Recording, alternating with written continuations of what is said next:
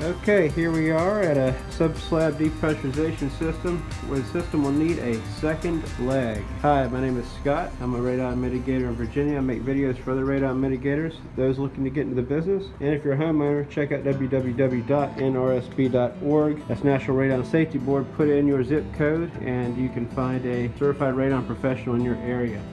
About 50 years ago or so, they got happy with the concrete and they just weren't feeling gravel all that much. We need gravel to move air, and for moving air, we remove radon. So we got about 11-inch floor. Jeepers creepers. No gravel down in there. So what I did was I tested it. I just had a piece of pipe and sealed it into the floor. Not all the way, but just enough with backer rod. Put a manometer to it, and I knew that it wasn't moving any air.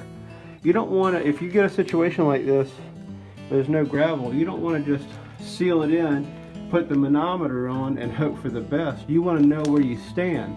If you know you're not moving air with that hole, well, you need to make another hole. So that's where I'm at today.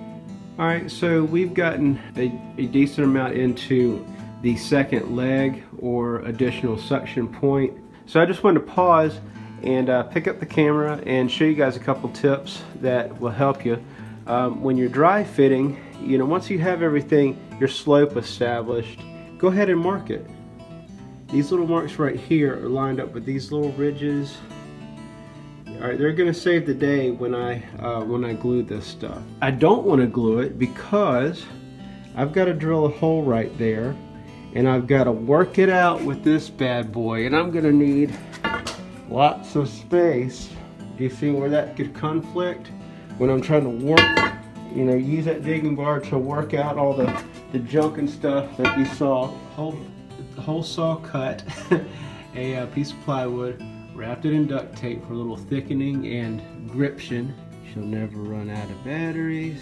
So it's gonna settle in on that mark I've made. All right, I'm gonna be drilling a hole here in a second. Ta-da! Okay, second leg is installed and we have achieved some more suction. We left off right here and we got that second leg there lined up, nice and plumb. Got a little bit of slope here and tied it into the main stack. And when we started, we were at 3.8, so we got it down to about 3.3. You know, it's still fighting like all get out to move air. To give you an idea, 3.8, if I were to go outside and go up to the exhaust and put a tissue over it, it would barely move the tissue. It would be doing work, but not that gratifying. This is going to help me sleep better tonight. I don't encounter this a lot, but here it is. I hope it helps. Take care. Bye. So I've got another one for you right here. Compacted moist clay. That's pretty much the worst hand you can be dealt in radon world.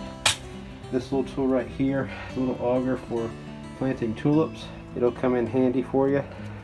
Show you where we end up. Alright, so when you encounter these old houses with compacted clay, this is the best way to handle that. You don't want to glue your system together. You can test it without gluing it together. This is my second trip back here after some time, and when you come back, rework the hole again. I had already removed at least 3 buckets on my first day, and this is my second bucket. So the radon system moves condensation through it. So like, see that right there? So it changed aggregate from when I was here before, and because there is some moisture involved, it loosened up the clay and allowed me to get significantly more out of it. The more stuff you get out, the better. You want to go for as much as possible. So these are the secret weapons that you're going to use when you're working with this rough stuff.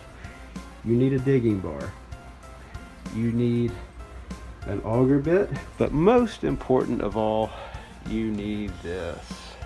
This right here is where all the action is. The secret is you want to naturally get as much stuff out as possible, right?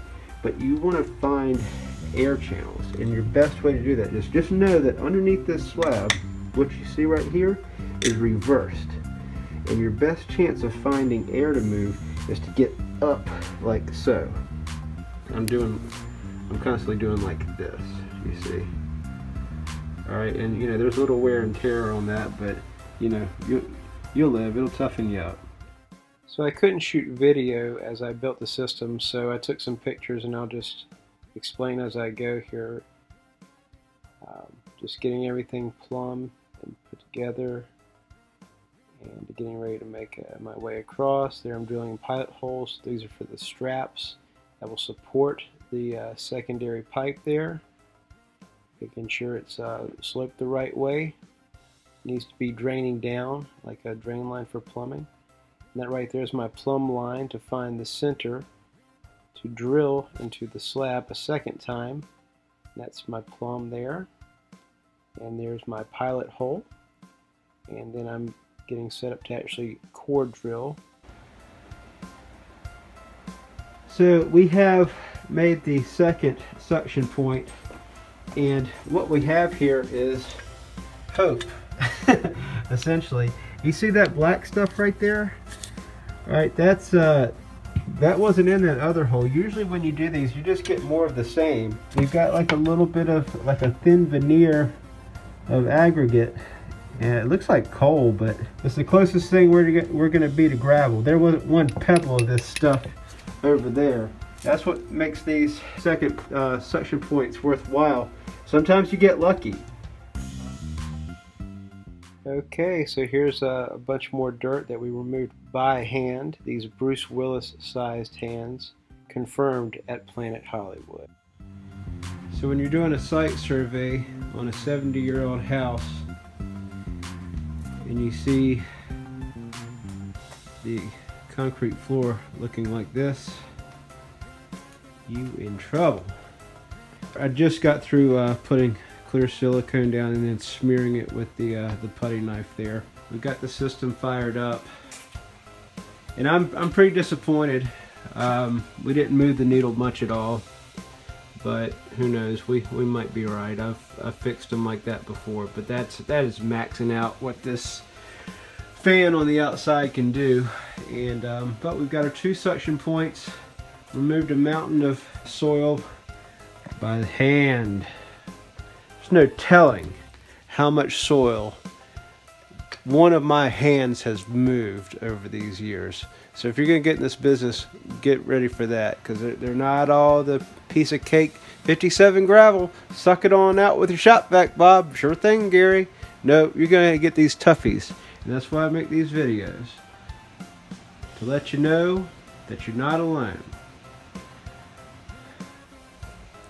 Hey, if you found the video helpful, give a thumbs up and subscribe. I put out lots of content. If you're looking to become a mitigator, this is the right place to be. I show you the tough stuff. If you're a homeowner, appreciate you stopping by and hope you found it helpful.